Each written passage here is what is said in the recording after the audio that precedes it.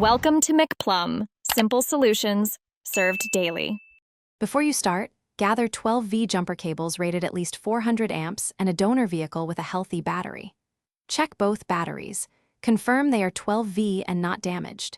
Inspect cables for frayed insulation or corroded clamps.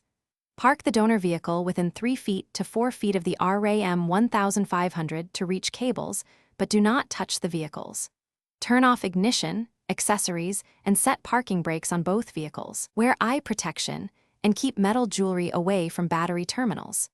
Open both hoods and locate the positive, plus, and negative, minus terminals on each battery.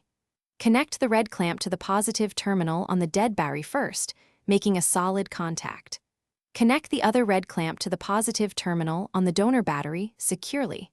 Connect the black clamp to the negative terminal on the donor battery. Connect the black clamp to a grounded metal surface on the RAM 1500, not the negative terminal, at least 3 to 6 inches from the battery to avoid sparks. Double-check all connections are tight.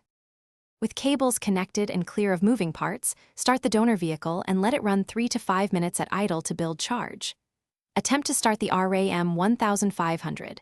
If it fails, wait another 2 to 3 minutes and try again. Once the RAM starts, let both vehicles run connected for 1 to 2 minutes to stabilize the voltage.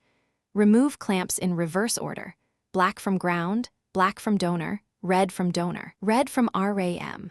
Run the engine at least 20 minutes or drive to recharge the battery fully.